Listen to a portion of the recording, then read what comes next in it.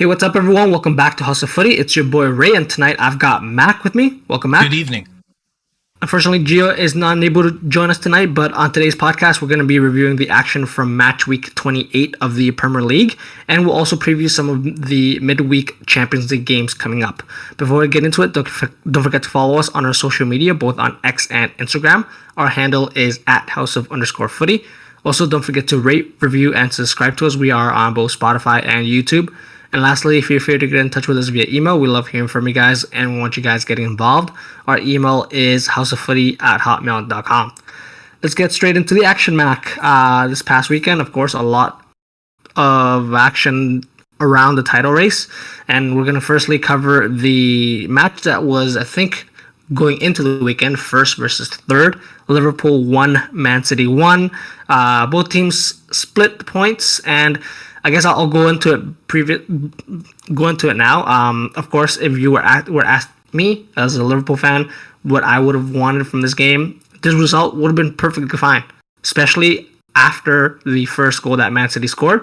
I would have taken a tie easily, but I feel like it's safe to say after the final whistle, Liverpool fans may have wanted something more from this game. But initially, Mac, what were your overall thoughts on this game? I agree with you in a lot of what you're saying in terms of going into the match. A tie would have been suffice for Liverpool or even Man City, is where I would have just been afraid of either the managers or either supporters. If you were to lose that game, that puts you further pegged down in the title race in terms of dropping points, where and maybe further away where you don't feel as much as your destiny's in your own hands. As an example, of course, if Man City had lost this game, Liverpool, if they win out, then Man City, even if they had won out the rest of their games, theoretically, they wouldn't have been able to kind of win the title. But I feel like just sharing the points between both teams puts them in a position where they can kind of settle this at a later date. Because realistically, all three of these teams, Arsenal, Liverpool, and Man City, based off how they played thus far this season, they're going to drop points again by the end of the season. It's just who does it the most and who kind of has the most amount of the fewest amount of slip-ups. Of course, I feel like is going to win the title race. So overall, if we're going to encapsulate kind of just how the point structure, how the title race is shaping out, that's how I feel. But individually in this game, I do agree with you in terms of especially that second half performance from Liverpool. You may feel like, okay, you didn't get the kind of the rub of the green. You didn't get that little extra slice of luck that could have been fortunate. And I would argue, and I know we may be just going towards the end of the game here, you even feel a little bit robbed or hard done by in terms of how that match played out. So overall, a great game. Maybe if you want to go break down individual moments, we can go from there. But overall, this just keeps the excitement for the Premier League title race ongoing for the rest of the season. So very happy with the result. Let's do that. Of course, we're going to talk about Arsenal towards the end of this part. But again, about this game, you noted here, Mac, the back four for Liverpool, Conor Bradley, Virgil van Dijk, Kwanzaa, and Gomez. That is a back four that looks quite strange to any neutrals and maybe casual fans watching Liverpool games, because you could argue 3 out of the 4 that started that game wouldn't start in the strongest Liverpool 11. Of course, Salah as well on the bench, and it really was a front 3 of Harvey Elliott, Darwin Nunez, and Luis Diaz that really provided the attacking options for Liverpool. Whereas for Man City, I think it was fair to say real strength in their 11, other than Ruben Diaz, I think, for on the bench for Kanji. That's pretty much their standard 11. If you were to ask me, what were your overall reactions to the lineups and how they played out? The initial lineups, I think it was, even though I would agree with you, Manchester City had probably their best 11 available. They didn't really play them. Ruben Diaz for the switch for Nkanji, I understand, because you're worried about the pace getting behind. You're worried about that. But it seemed like Man City weren't at their best for this game. They were outpossessed, which very rarely happens in any matchup for Man City, even if they were not to have at least 5 to 10% more possession. So that was differentiation where it felt like Liverpool Express did a great job in terms of controlling, dictating play, and Man City really struggled on countless occasions to be able to break them down, where it ended up being kind of a free-for-all in the midfield area. And just by the work rate, just by the effort that Liverpool midfield put in, Man City weren't able to match that and kind of regain control and dictate play as they would normally want it to. And that's why you saw in several moments in that element of chaos where if things just went a little bit differently for Liverpool, they could have came out with a point. Even the earliest kind of example of that is when Darwin Núñez was on the break. He made a run a little bit too early. He ended up, of course, crossing to Diaz, but it was called out back for an offside. But just that moment there, traditionally for Man City, that doesn't happen because they have wrestle control of that midfield.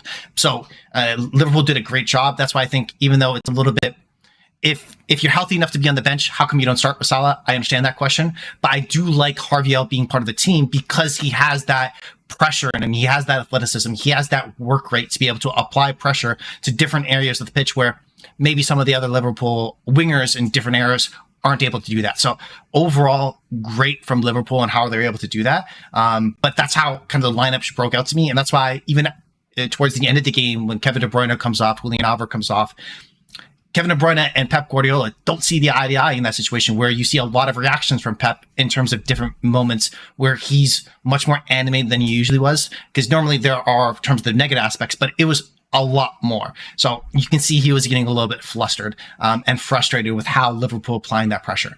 So in terms of the lineups, I understand how it broke out, even though Liverpool weren't the best, but based off their mentality and the way they play, it is kind of like a kryptonite to a lot of what Man City wants to do, and on their day can cause a lot of issues, which they did. It just didn't, like I said, broke in their favor where they're able to take that extra lead. Yeah, and I have to, of course, say it outright, guys. This was probably one of the matches of the season. I think it's fair to say, Mac, the different matchups, the different ways these two teams sort of tried to shape their team to negate the offense of the other team, but also try to expose weaknesses. You mentioned, of course, the midfield battle, and I think it's fair to say in this game, Liverpool, in the transitional year, with the Liverpool midfield three of McAllister, Endo, and Szoboszlai. Well, Szoboszlai, of course, went off in the second half. Harvey Elliott slotted in there. Looked like they had more legs than Man City, which you, I think, would not expect from such an experienced side in Man City. And on the flip side, it felt like City on the break, when they're able to move it quickly, that's the sort of kryptonite for Liverpool, where they're going to be drawn into and high pressing one side to try to negate their attack. If you switch it fast and well enough, completely open on the opposite side. And of course, one of the things I saw in this game was Phil Foden's downloading the Riyad Mahrez touch, because that was just fantastic on numerous occasions. But yeah, all of that just in itself, just so interesting to watch. Kevin De Bruyne, of course, did come off later in the second half, but did play a vital role in the first goal, Max. So let me hear your thoughts on that set piece routine, where I found it quite interesting. It would have been Kevin De Bruyne, who I guess maybe that's why Liverpool weren't expecting it. They were expecting more of an outswinging cross, maybe towards the back of the 6-yard box, opposite side. This one was driven straight into the near post, where John Stones, of course, it looks like a set piece that was already worked on previously, found himself in space, and of course slotted that in. What are your thoughts on City now using these types of set pieces to score goals? It was the Trent to Origi moment, not copy and paste, but in a similar ilk in terms of that was more off the cuff. This was more kind of built in, which makes sense in a lot of ways if you think about how these two teams play, right? Where it's structured versus the chaosity of that moment, right? For me, again, exceptional play. What they were able to do, and they talked about it afterwards, this is a set piece that they tried a couple times in practice, and we're like, it's worked 3 times in a row, let's give it a shot. And that's why the camera now always goes to, in those moments, it doesn't go to the manager celebrating right away. It generally goes to like the set piece coach and then the manager reaction to the set piece coach, that type of thing. Watching a lot of Arsenal, you see that happen quite a bit as well. So lovely to see. Again, my boy Stones, can't hate it.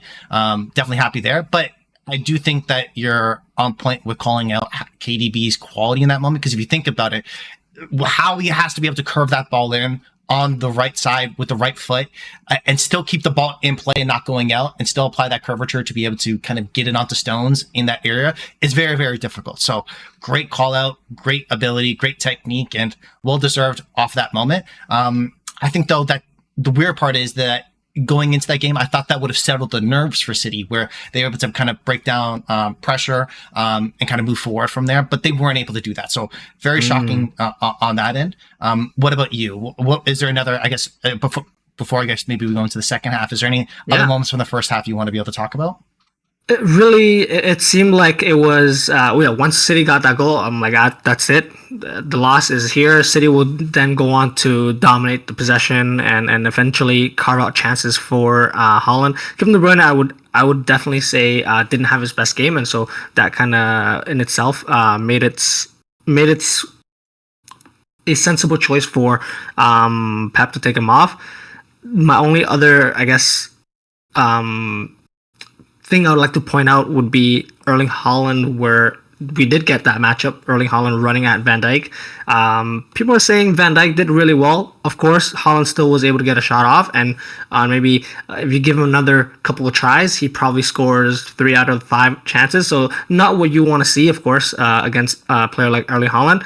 But ultimately, I think Van Dijk was on his game for this whole match and really showed his level of maturity in the side to really just keep everyone in check, even when things were sort of falling apart right after the goal. And really, I guess going into the second half, the way Liverpool scored and how early the goal occurred was a huge blow, and that's kind of what swung the play on Liverpool's end. But of course, what I'm referring to is the penalty kick given away by Ederson, who, a quick note on that, we'll touch on a little later with the Arsenal game in mind.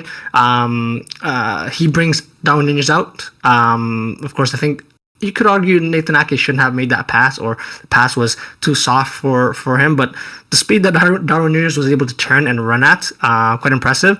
McAllister ends up slowing it home, and from there, I'm thinking Ederson out, Salah coming on. Liverpool just have to win it from here. What were your thoughts from that point on, Mac? I think an underrated part of this game, I do agree with you that Van Dijk was on his game, as probably was, in my opinion, the man of the match. And I do agree with you that Haaland moment, you got to make him go right, don't make him go left. People are hyping up because Haaland missed. If he scored, people are like, oh, horrible defending, right? It is what it is. I understand. But I think, though, Núñez had an outstanding game. Aside from putting the ball in the back of the net, which, again, is a constant theme for him. And he did miss.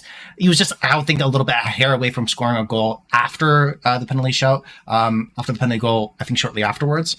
But overall, his play, his build-up play, the amount of pressure that he be able to put on the Man City defense is why that mistake. And I do think the mistake is Ake's fault. 100%. It starts with Ake. He's the reason why it occurs. Ederson does commit and makes a mistake as well. But if Ake makes a proper pass, none of that occurs. But it's the pressure that this front three for Liverpool were able to put on the Man City defense. And I would argue, in terms of their ball playing center halves, once John Stones steps in midfield, Ake is the most comfortable one on the ball, but it's not as natural to him.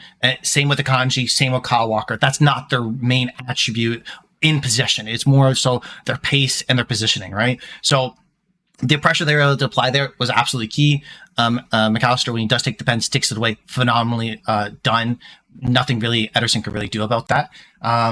I do, though, think then Liverpool from then seemed to rest on control, where you saw Diaz be able to get a breakaway when Salah comes on. And you saw other moments like that where he took on Rodri, who had a very, very poor game, and Kyle Walker.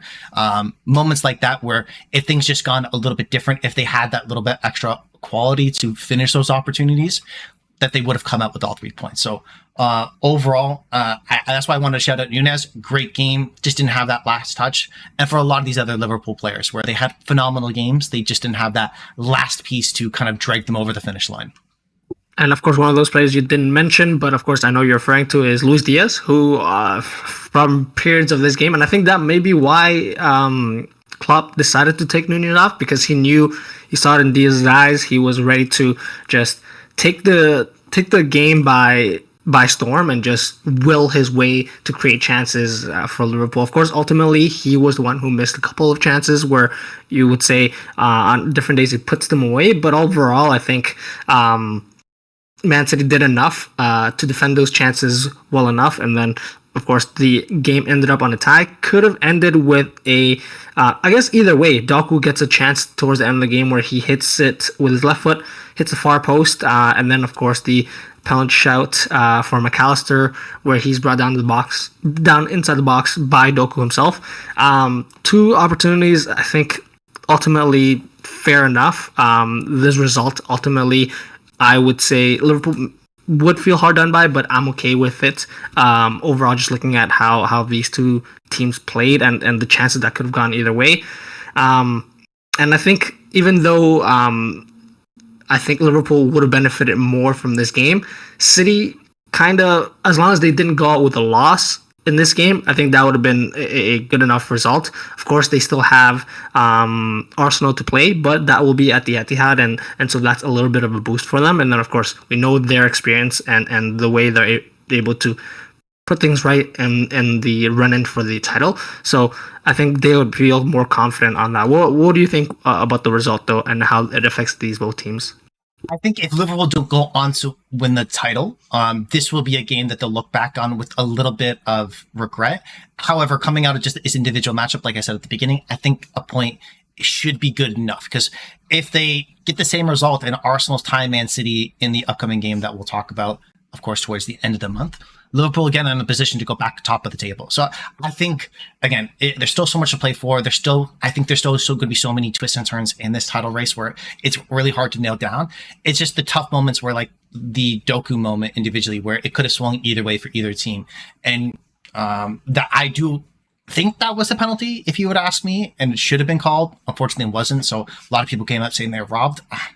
It's just the tough part with where the level of VAR, where the initial referee doesn't want to make the call because there's not 100% certain, then it's not too much of an egregious decision to be overturned. So it's kind of, unless it's 100% guaranteed for something, they don't want to call anything. It's a tough spot for a lot of players, and unfortunately, it didn't work out in Liverpool's favor in this game. But just as Doku caused that, him hitting the post as well, is the element, and I would argue that Man City were missing. Not necessarily him as a player, but even if I brought up before individually to you, like a player like Jack Grealish on the wing, able to occupy space, similar to whereas Julian Alvarez very much wants to come inside, and there isn't that width, the attacking options to get in behind and create more space against this Liverpool team. So I feel like, again, he was a little bit hit and miss there, and he was a great impact on this game. But at the end of the day, still the points were still shared. I think overall, like I said at the beginning, both teams are happy to walk away with the point, and they just have to be confident in what they're able to do for the rest of the season to be able to make sure that they kind of end up on top. Okay, well, of course, they want to end up on top, but right now they have to dethrone Arsenal, who are at the top of the table after their 2-1 win against Brentford. A couple big points to talk about overall. I guess let's get straight into it. The game opened scoring by Declan Rice. Great little run. I'm not sure what is it? Ben White? Ben White's just a goals, yeah. Very, very nice ball played through, and Declan Rice more and more now, of course, finding himself inside the opponent's box. Great little header. No chance for the keeper really at that position. But I think it's fair to say the big moment in the first half, apart from the first goal, was the Brentford tying goal, where Ramsdale, I think it's fair to say, it's at fault there, taking too long to make his mind up, and ultimately letting Wisa sort of poke it in from that position. Anything really stand out from you other than that, or do you want to dive into that sort of play there, Mac? It's a tough point because Ramsdale has that. I would say, again, overall, if you ask, is he confident with his feet? Is he good with his feet as keeper? Yes. But he has that little bit issue on his first touch where he wants to kind of stutter afterwards to be able to kind of run up to take the second kick, and that delay, it's not been the first time. It's a very similar situation happened actually in the reverse fixture away at Brentford, where Arsenal kind of just nearly slipped out with a 1-0 win, right? So if you apply the certain rate of pressure in the right spaces, you can kind of get him out in those moments, and Wisa did. So credit to Brentford to be able to do that, but I think maybe this is my bias. Maybe the fact that he's English, I give him a little bit too much a clean sheet. You can call me on that. Completely fair. I think it's being made a little bit too much. I would argue a player like him, he's in his early to mid 20s, a goalkeeper, still not close to the prime of his career in all actuality. And if you ask me in terms of who are the best goalkeeping prospects under the age of 26 in the world of football, you have Donnarumma. I think Ramsdale's right underneath that in all likelihood, based off of 2 years playing, being a top 5 side in the Premier League. there's not many goalkeepers in that age profile that can have those accomplishments. So still think he's young. Still, he's going to make the mistakes. He still has a lot of years to be able to learn. Interesting to see what does happen with him. And immediately a lot of talk was, hey, he's out. He's gone if they lose this game, guys. But luckily for him and for Arsenal, they able to come out and get the result. But I do think it ended up working out where everything's okay. He's able to kind of grow and learn from this moment and come out with a strong sense of character, which I feel like he did. And he was going to need to continue to grow if he's going to end up being a caliber of goalkeeper to play for a title challenging team. Yeah. The other aspect of this game I do want to talk about is, again, just kind of key moment decisions. And I think the other moments from this game, two parts here quickly, was one, the Trossard no call inside the box. He was dragged down across his neck. VAR did not overturn that. And then towards the end of the game, right before Havertz ended up in, maybe you'll have a couple moments on Havertz here. I know you enjoy him. Where prior to him scoring the leading goal and winning goal for Arsenal, he dove inside the box, wasn't given a second yellow, and to which then, of course, Thomas Frank came out afterwards saying he shouldn't have been on the pitch. I think, again, it all comes down to a wash. Both those mistakes kind of equal out to each other, in my opinion. Maybe that's just because it went in Arsenal's favor. I'm having that thought. But I want to ask you, anything else about this game that kind of stands out to you? Is Havertz the best signing ever for a London-based team? Give me your thoughts. Well, of course, just going to go back to that Ramsdale point. You mentioned it right on perfectly correct there. He's still young. Previous to playing for Arsenal, where was he at? Getting relegated with a number of clubs. Yeah. So that jump is just something that's going to happen. It really sucks for him that he's not in a position where he will be playing for the foreseeable future, week in, week out for Arsenal. Whether that changes or whether that's at a different club, then that I think will be the more beneficial part for him. But still, of course, very much a big upside on that. Wisa, got to give him credit. I think a reason why maybe Ramsdale was taking so long was Arsenal were bossing that first half after they scored. It really looked like it was just a matter of how many more they were going to put in. So Ramsdale maybe thought, they're not going to pressure us. It's literally the last play of the first half, and unfortunately for him, that's how he was done. From there on, Arsenal, of course, needed to try to score, and they, of course, had the numerous chances. I think Declan Rice hits the post, a number of other chances on the second half, ultimately leading to that Havertz header from, again, another nice little ball by Ben White. And really, that's what you need the profile of player from Havertz for, because not just that type of play, the little link up that he has when he drops in to link up with your Odegaards, your Sakas, just at the top of the box, and then able to be physical enough to run in behind and find himself in those spots. I would of course say he's not a quote unquote striker per se, but he has the ability to, and IQ of the game, I guess, for lack of a better word, to say that he will find himself in those spots. I guess quickly on the yellow cards. Yeah, it's something that maybe VAR will have to look at, but the letter of the law and how the VAR system is implemented, that's never going to happen. You're not going to get reviewed for a yellow card, and it's never going to be overturned. It's really just going to be used for those clear errors, red cards, penalties. So I don't have an argument against how VAR was used, because that's the intention, but maybe there's a more conversation about whether that's changed. But ultimately, Mac, this one means Arsenal are top of the table, and so Arsenal top on goal difference, Liverpool tied on points, and then Man City are back a point. At this point, if you were neutral, try to picture yourself as a neutral, and I'll try to do the same. Which of these teams would you rather be going into, I guess, the rest of the season? Man City. There's no question for me.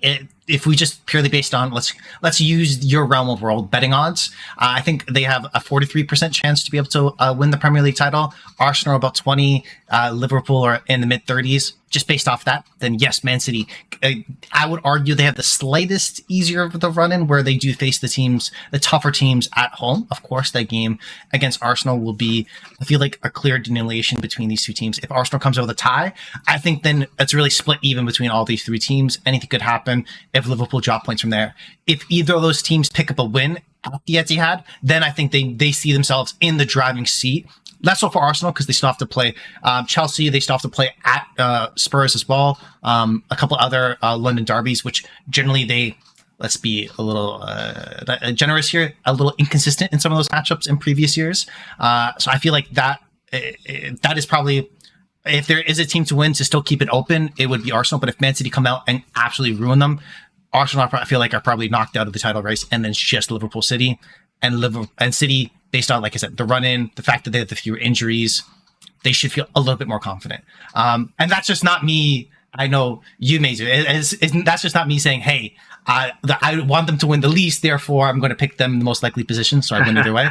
Again, in all honesty, given all the factors that I talked about, I think they should be every team is in it, but they should be that slight favorite.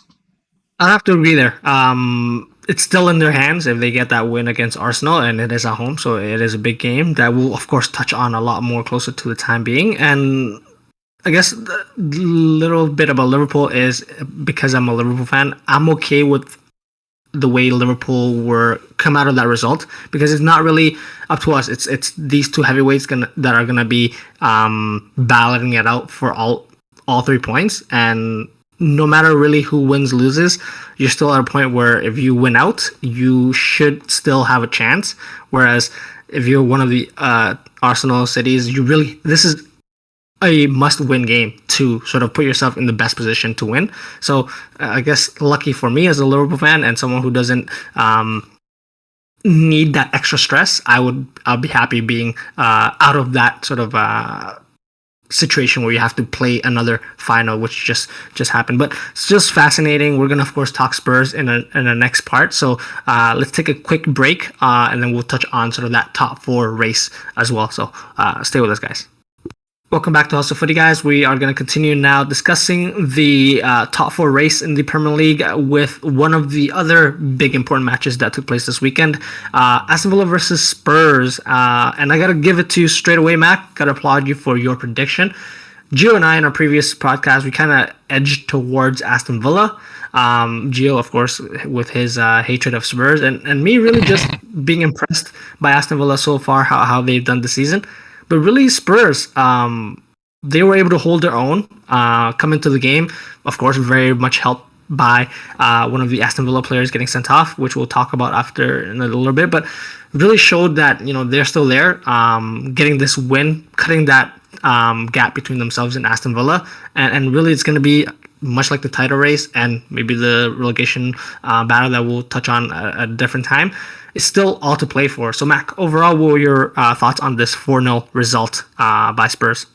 Absolute phenomenal display defensively from Spurs. And you got to give the credit initially to both Christian Romero and Nicky van de Ven, where you saw how aggressive Spurs and their mentality were able to play, where they pressed man for man from all the way across the pitch. And you can see Aston Villa initially, normally they play 4 at the back. They made a switch to 5 at the back, assuming that, okay, maybe we'll come in, play a little bit more reserved, and try to hit this Tottenham team on the counter with Leon Bailey and Ollie Watkins in behind, and we'll be happy with the draw. But Spurs, in their aggressive manner, came out and were able to kind of condense the pitch so much with the pressure, where there really wasn't a clean pass really ever out to be able to get to the front 2 for Aston Villa. And when they did, Romero and Van de Ven did a phenomenal job in closing the gaps. Of course, Van de Ven ended up coming up injured, and then Dragusin had to come in and did very well in deputizing for him. So overall, I think Spurs' defensive solidity and while they're able to apply pressure up front as a unit is really why they kind of won out this game and were able to create mistakes, which led to, of course, them scoring goals. So overall, phenomenal display. And that's what I thought potentially could happen, where Villa, they themselves kind of, in some ways, got Villa'd themselves, where the high lines continuously being offside, not really able to break up possession, get out of pressure, and really not really having the ball for the entire game. They didn't have control. And they normally are kind of, Spurs did to them what they would try to do to other teams, and they couldn't manage, they couldn't adjust, they didn't have extra gear. In my opinion, it's in the fault of, the shape that Unai Emery set out, coming in a little bit reserved. But the midfield three between Tielemans, Douglas Luiz, and John McGinn didn't do a good enough job in come and collect possession and be able to create those transitional opportunities for Watkins or Bailey. And that's where you saw Yizusuma, Sarr, and as well as Madison kind of dictate plate there. They won their three-man battle consistently in that midfield and didn't allow the ball to get into Aston Villa's midfield for them to be able to get on the break. And that's how they came out and won the game. So overall, phenomenal display defensively from Spurs, created themselves opportunity offensively, and they took their chances. So, and again, keeps the top four race all more exciting for us. So happy to see. What about you? Exactly. It's very weird to hear fantastic defensive display from Tottenham because, of course, in previous seasons and even this season, we know Spurs are such a susceptible team, especially with their high line, to concede multiple goals.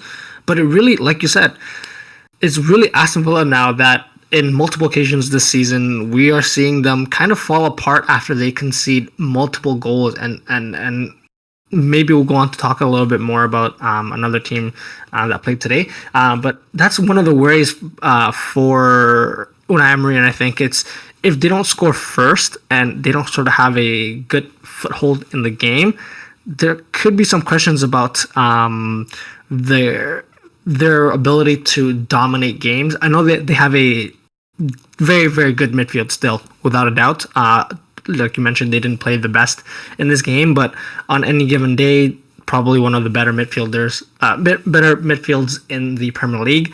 It just didn't show in this game, and I guess you gotta give it to Ange, who that front four, like you noted here, just were firing all on the same page and really took the chances. Even though a couple of those goals came late, they were still able to put them away in the vital chances. And ultimately for Aston Villa, with a guy in red hot form this season like Ollie Watkins to have one shot on target at the end of 90 minutes, granted the red card occurred, it's not good enough. And if you're trying to fight for a top four spot, that's not good enough. And ultimately, 2 points now separates these two teams. If Spurs, I think, go on to win their game against Chelsea, if I'm not mistaken, the extra game, they do go ahead of Aston Villa. So that's going to be very interesting to see there. Of course, I wanted to quickly mention the Sarr assist for the James Maddison first goal. What a fantastic cross.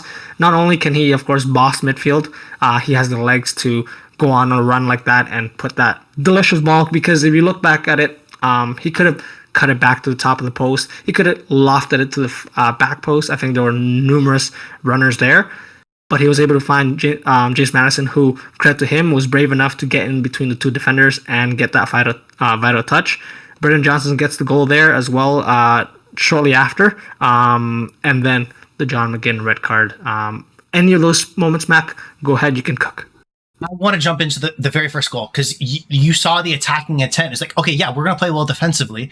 But if you look back at the Malang Sarr assist to James Maddison, Madison was in the striker position, Son was in the cam position, and then you saw both wingers inside the box as well. So they were aggressive on the front foot when they're, hey, we have those opportunities, we're going in, boys. And they did a phenomenal job of doing that. And I think this front four for Ange is what he wants. It's fluid, it's flexible. You saw interchanging positions where, just like that goal, Madison ends up in the striker position. You can see Son on the wing. You see Brendan Johnson playing in the striker position. There is a whole lot of flexibility between those four. And you have not carbon copies, but you have similar players coming off the bench, like a Timo Werner can slide in. And realistically, I know Chelsea fans may joke about this, play anywhere along that front three and fit in just fine. So love to see that there. But the McGinn tackle, I personally think that's a suspension, not just a normal red card. We get a couple of games. He should be gone for 4 or 5 games, in my opinion, because he lost his head. But there is an attempt to make the play on the ball. There is just, I want to be able to kick Udogie. My favorite part is Udogie gets kicked. He stands up to try to defend himself, and he's like, no shit, that actually really hurt. I need to let that down. That really, really hurt. So funny aside from there, but McGinn, it reminds me, and my first thought went back immediately to as you may remember, Sergio Ramos doing the exact same thing to Messi as Messi dribbles by him. I think at that point, Barcelona are up 5-0. Ramos comes in and just doesn't play the ball. I'm just going to kick him in his leg. I think that is one of the worst types of play that you can do, where at least attempt or make it look like you're going for the ball. I understand you may want to hit somebody because you're frustrated and you're losing 2-0 at that point. But one, you've lost your team the game because it's still the 65th minute at that point. If you come back in a goal, you have all the momentum, but you've effectively killed your team. So I think the club should be like, what the hell? I understand he's a leader. He often is captain for them. That's fine. I get it. But from the Premier League, this is just, they talked about like endangerment. This is just, it's as wild as rash. He doesn't have a history of doing it, but I think he needs a little bit more than what is going to be handed out from a straight red, in my opinion. Maybe that's harsh, but it was horrible to see. Yeah, I mean, there's nothing really we could say to excuse that type of tackle. And I think, if I'm not mistaken, it's 2 or 3 games that he's going to be suspended anyway. So I think, yeah, that's pretty standard. I don't think, because Aston Villa are fighting for so much still this season, he's going to be elected to sort of miss games. So, but of course, that should be made an example of, not just of that play saying, hey, you guys should not be doing this across the league, but also Aston Villa should also be putting into the players' heads that, you know, we can't be doing this when we're chasing a game, because of course that puts us at a total disadvantage. But yeah, of course, Spurs go on to score 2 goals in at a time. Heung-min Son, I believe, great little finish, and of course Timo Werner, nice little play there. Like you said, that front four from Spurs, are fantastic and are doing all their jobs well. Of course, until our boy Richarlison comes back. So we'll see what happens there. Then Mac, since we have a little bit of time, let's talk about maybe a game that took place today. We don't have much written in terms of notes because, of course, it only happened a couple of hours ago. But Chelsea got a 3-2 win at home to Newcastle. And I guess I'll start off this game. Really, I was so excited about this game because I didn't know where it could go. My only inkling said this game will have a lot of goals. It ultimately did. 5 goals split between the two teams. But what can I say? Chelsea go on to get the lead, play quite fine, then lose the sort of foothold they have in the game. Newcastle look like they're gonna come back and ultimately just show the form that they've been on for the last, I guess, 18 months and just win by the sheer quality of their attackers, whereas Chelsea really can't put the ball in the back of the net. But of course, Chelsea go on to get another cold Palmer goal, and then Mudryk ices it with a nice little play coming off the bench, and then we have that rocket from Murphy. But is there anything that we learned from these two teams in this game, Mac? I think that this is, if Newcastle's opportunity to be able to make Champions League for next season was not already dead, it's dead and buried more than 6 feet under at this point. This was a game that, yes, given everything going on, it's a tough position. You're playing away. You got to come out and win this game if you're going to be in that conversation. Now they are 13 points off of Tottenham, who are 5th. So again, the best case scenario, maybe they make the Conference League, fine. But I don't think that if you were asking a Newcastle fan at the beginning of the season, they would say top 6 is probably their bar. So if they are right now they're in 10th, this is not cutting. So I think that's what we've learned about them, is that at this point, they kind of, your record is who you are in a lot of ways. And even though we may anticipate this team on their day to be better, because of their inconsistencies, consistently, they are who they are, and you can't really trust them to come out with a good performance all the time. So that's what I feel like I more learned from this individual game. Looking at this team, I can't pick out a lot of individual players' performances and be very happy with them. Like a Timo Livramento, Alexander Isak scoring a phenomenal goal. You have great players, but across the field, you have too many inconsistent performances, which, ironically enough, mirrors a lot of what Chelsea does and what we've continued to be improving about them. On their day, they can do the exact same thing. And that's why both these teams are where they are in the table. And it'll be interesting to see which of these two teams right now, Newcastle being 10th, Chelsea being 11th, who finishes in the top half, because I think that will be quite an achievement from this Chelsea team if at the end of the season, hey, we're above Newcastle, they play in the Champions League, things are going well for us, and that it might have some positive momentum for them going forward. So overall, it kind of reaffirmed a lot of how I feel about both of these teams and why they are not really serious contenders really for anything in the Premier League this season. Yeah, one of the other things that came out of this game was Anthony Gordon went off with an injury as well, so that's even more sort of bad news for Newcastle. And yeah, it looks like their season's pretty much done. I don't think they're in any other competitions at this point, so they're going to try to finish as high as possible on the table, but we'll really have to see what happens there. The point I'm interested about is sort of the recruitment in the offseason, because of course they're going to need to do a lot of recruitment, but again, they can't really go out and buy the biggest names out there, even though they probably have the cash to, because you don't really know how they'll mesh with the team. And really, it's vital that they get that right, considering your Isaacs, your Anthony Gordons, your Bruno Guimaraes, those types of players are looking to, I think, I'll speak for them, their aspirations are to be in the Champions League week in, week out. If that doesn't happen, could we see some changes there in the near future? Something interesting to see. But yeah, Chelsea, again, could have gone either way for them. So I can't really say we've learned much from them, other than they, like you said, draw themselves closer to Newcastle on that 10th spot, and we'll be interested to see what happens there towards the end of the season. Let's then move on, Mac, to the Champions League, which takes place now this midweek with a couple more games, the second round of legs for the matches remaining, and I'll just read them out quickly. Arsenal are hosting Porto, Barcelona are hosting Napoli, Dortmund are hosting PSV, and Atletico Madrid are hosting Inter Milan. So right off the bat there, Mac, any of these games stand out to you, and one that you'll maybe be watching above the others? So up front, I'm going to be watching the Arsenal-Porto game, of course. Just got to be able to do it. Arsenal need to come out and win that game. They want to be able to continue on, because I think that if things don't go well in the Premier League, to make a deep Champions League run, make the semifinals, maybe even make the finals, I think that's still a lofty goal, but at least that will come and re-solidify kind of a lot of the feelings fans of how well this team is progressing if they end up finishing third in the Premier League, which I think odds on they'll probably finish.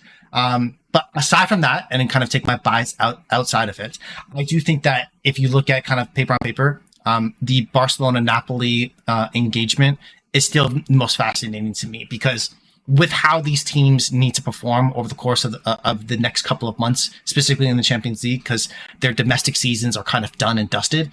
Where Barcelona, yes, they'll make Champions League for next year. Great, don't win a title. Xavi's gone. What happens? Similar thing with Napoli, where they're not making Champions League, unlike Barcelona, but they definitely are in a team in transition as well. And if they make a deeper run in the Champions League, does that kind of solidify anything? So even though the first fixture, I kind of highlight those points the same, because they end up tied, it all stands moot. It all stands, we still are waiting in bated breath which of these teams immediately comes out afterwards, and Twitter is going to be haranguing them about, oh yeah, this is a blow up, things people need to go, they need to lose this, fans are going to be up in arms, la-di-da, all that's going to happen. And both sets of fans were waiting for that to happen. If they got a poor result in the first game, didn't happen, someone is going to left disappointed, and someone's fan base on Twitter is going to be very upset.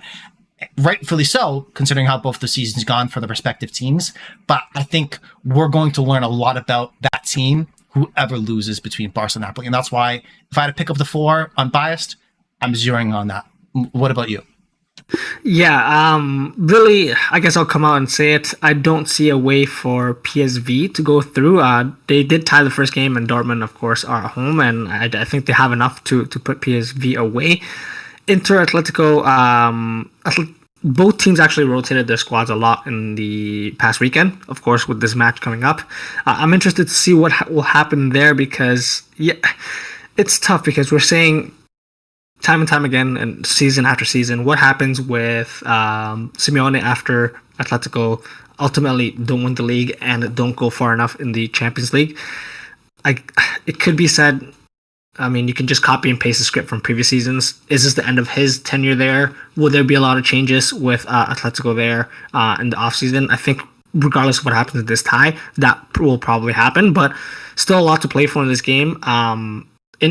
Inter do have the lead, but Atletico could easily make it a very scrappy game at home. And so, not counting Atletico out, they are heavy underdogs, I would say, but something interesting to watch. For me, the Barca-Napoli game, I think, is more interesting because Napoli have kind of come into a little bit of form. They, of course, won against Juventus previously, I think 2 weeks ago, tied the past weekend in this area, but really now Kvaratskhelia and Osimhen have been playing regularly, and it looks like they are on a good bit of form, whereas Barca, very, very hit or miss. And so Napoli could take advantage of that situation, take a little bit more in the solace that it likely will be the last you see Osimhen and Kvaratskhelia playing together in a season together. So hey, let's go for it all, get a win here, and see how far we can make it in this year's Champions League. And so I kind of favor Napoli a little bit more on this one, just because of what they've shown us they can do last year, and just because Barca are just so unpredictable there. So I'll be watching that for sure. And then yeah, Arsenal-Porto. Arsenal do have to win at home now, but I mean, that's what they've been doing in the Premier League, so I think that form will translate over into the Champions League there. But is it fair to say, Mac? Well, actually, let me ask you then. Out of these 8 teams here, 4 we'll go through. Any of them really stand out to you that could go all the way or push other teams all the way for this year's Champions League? I think it's gonna be very matchup depending on whichever teams do make it out and who they face end up, because with this being the round of 16, who they face in the quarters. If my math is mathin', right? Yeah, who they face in the quarters. I think that is going to be the interesting part, where I can see, depending on the matchup, either Inter Milan or Arsenal pushing on to Inter Milan do what they did last year, Arsenal do similar to what even AC Milan did last year, making it deep into the competition because they are on the fortunate side of the bracket. I think that's very possible across for those 2 teams particularly. I think all the favorites, the Real Madrids, the Bayerns, the Man Cities who played, of course, last week, those are, in all likely, Man City still the favorite. But I think looking at how every other team is kind of shaped out in their domestic seasons and how well did their Champions League campaign gone thus far, I think if Arsenal win and Inter Milan make it through, they can see themselves being on level with the Bayerns and the Real Madrids and being in that tier of team right below Man City. So I think both those teams, again, provided everything goes well over the next couple of days, could see themselves, and if they get the right matchup, deep into this competition, which would be very exciting for both of their fan bases. Inter Milan to prove they can do it again, and Arsenal really to kind of put themselves back out there after returning from so long out of the Champions League to make it so deep right off the gate would be not too dissimilar, Ray, as you might remember, to Liverpool, of course, under Klopp. Yeah, no, exactly. Very exciting because it really is at this point. You kind of, how do I say this? You're kind of trimming the fat now. The teams that are not really cut out to be at the top of that competition. No disrespect to, of course, any teams that are being eliminated at this point. But yeah, if you're looking at, let's say, Arsenal, Dortmund, Barca, or Napoli and Inter joining your Man Cities, your Reals, your Bayern, and your PSG, that's really, how do you say it, the creme de la creme, the top of the top, and that's really what the Champions League is all about. So we'll definitely keep an eye out for that. Ben, Mac, this concludes our podcast for today. If you guys like what you heard, please like and subscribe to us on our social media. That's at @house_of_footy. If you have any comments, suggestions, or general banter, get in touch with us via email as well. houseoffooty@hotmail.com is our email. The next time you hear from us will be later this week when we review the midweek Champions League action, and we also preview some of the weekend's action coming up as well. But until then, Mac, thank you for joining us. Peace out. See you guys soon.